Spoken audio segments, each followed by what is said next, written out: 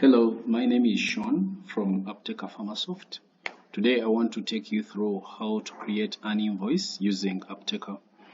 So when you receive an invoice, you go to stock in out, then you select invoice here. When you click this button of invoice, it will take you straight to this page where you are asked to create the invoice. So what we are creating now is the digital form of this invoice that you've received. The document that comes from the supplier or the vendor, it is the one that we are creating now using the system. So we are making it digital.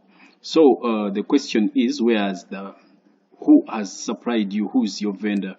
Then you type here the name of the vendor. Mine is Apteka. So I select. So that is the vendor. Then I fill in the invoice number, which is 1623 BL. So that is my invoice number. Then the invoice value. The invoice value is the overall total on that invoice. So my overall total is 230,000. So I put 230,000. So that is the overall total. So here what I do is I press create. So I've captured the details of the invoice. So what is remaining now is to add the drugs that I've bought. So this is the add button. It is very long, you can't miss it. So you click add. So now I'm adding the drugs. You come here, this dialog box will open, then you start typing in the names of the drugs that you bought. On my paper I have diazepam injection. Mr. Word, diazepam injection. Diazepam injection. So it is 5 milligrams. The injection one is this. So I select it. So it is showing that this is the dialog box that I get. So it shows here that number of packs is 1. This comes by default. You're gonna have this by default. So whenever you open this dialog box, you will find a 1 here. So the system is anticipating that you have at least bought 1 pack of this product. So if you have bought less than a pack, you will put the quantities here you've bought. If you've bought like 2, then you put 2, then the system will auto calculate and say you have 0.2 packs. Okay, but for my case, I have bought 5 packets. So 5 packets, I will not put them here. I'll come to the side of packs, then put 5 packs, which gives me a total number of units to 50 because my diazepam my diazepam pack has 10 vials. Okay, 10 vials. So now the next question is how many packs? Net cost pack. Okay, the question is net cost pack. Okay, what is the cost of 1 pack? Okay, on my invoice it shows here that 1 pack was sold to me at 10,000. Yeah, so I put the 10,000. Remember, the money you put here should be the money that buys the whole thing, the whole pack. The money you put here should be the money that buys everything here.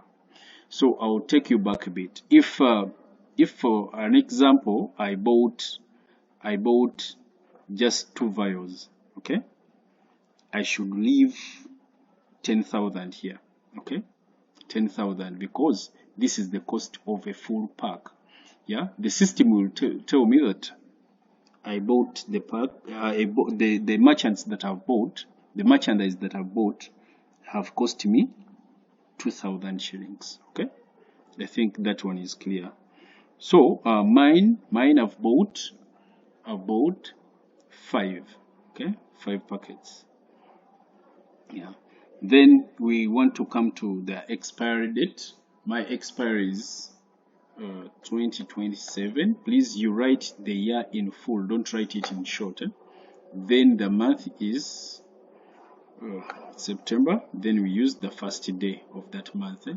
Then my serial number is, or batch is that is my batch. So that product is done. You click save and add.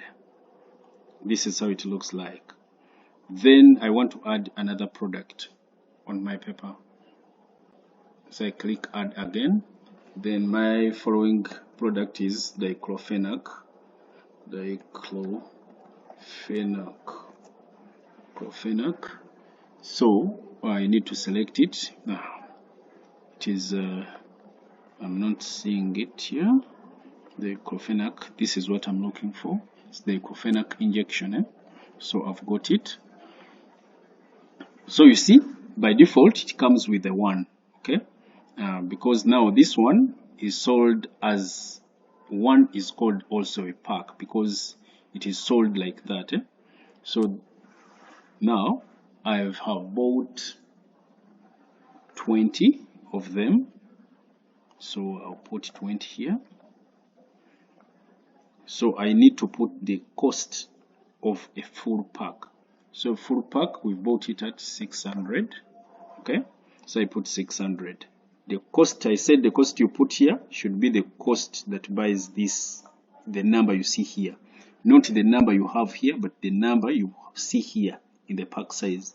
So when I put 600 here, that means my 600 is able to buy this, okay, and not everything that I've just bought. The overall total of the money that I've paid in this is this. The system will auto calculate it. Okay, it is this. This is the cost of the 20 vials. Okay, so it is this one.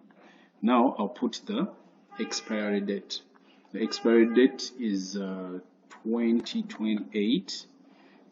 I said again, you don't want to write the year in short. Okay, write it in full. Then also use the first day of the month as your expiry. Then the next thing to do is to fill in the batch. That is my batch. I click save and add. Now I want to add another product which is zinc sulfate. It is 20 milligrams. And zinc sulfate, which is 20 milligrams. So you be sure to select the exact drug that you're looking for. You take care of the milligrams and the packaging size so that you cannot go wrong. Okay, so now I've selected my zinc sulfate. It shows that it has, you see, here is 1. That means it is at least 1 pack. Then the units are 100. So if I've bought less than a pack, I'll change the units to maybe 20. If I've bought 20, then it will change. I hope there you are following. On my paper, I've bought 3 packs. I've bought 3 packs. Each pack at 60,000. Yeah, 60,000. I know this is very expensive, but there's a reason why I'm putting 60,000. Okay, so we've bought a pack at 60,000. That means 100 units of this zinc sulfate. We've bought it at 60,000. Now let us add the expiry, which is 2029. The month of March. Then we add our batch. Click add. Now look, see here, this has given us a negative margin. Okay, so whenever you see a negative margin in your invoice, that means there's there's a mistake in your costing. Okay, so if you find here a 0, it is a 0, then that means this product has no retail price, this retail price. So what you have to do is to come and fix the retail price. Remember, the price you put here should be the price that buys this, buys some units of this. Okay, yeah, it should be, when I put 100 here, that means each of these 100 is bought at, I sell it at 100 here. Okay, yeah. So if I put 1 here, that means everything is sold at 100. But if I put 100 here, that means every unit here is sold at 100. I hope that is clear. There, later you just save, just save, then you continue. Now, this is a negative 500. That means there's a mistake. That would mean either the vendors cheated us or something. So you go back to your invoice. You want to edit. You click here. You look into the cost. So the cost was not 60,000. It was 6,000, not 60,000. So I've removed the 0, then saved.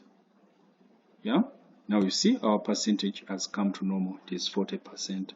So after you've made all this, you accept from the buffer. That means you have accepted these quantities into your system. Okay. You just have to say accept from the buffer. Now, as I was starting my invoice, I said that the overall cost of the invoice, or the invoice value, is 230,000, but it is not the case, because now I've after working on my invoice, I've gotten 80,000. So I need to transfer this so that everything can balance. But again, you don't do this when you have an actual invoice of like 230,000. You need to go through again into your invoice and see where you have made a mistake. So when I accept from the buffer, that means the quantities have been added to the system. Thank you. We'll meet again in the next video.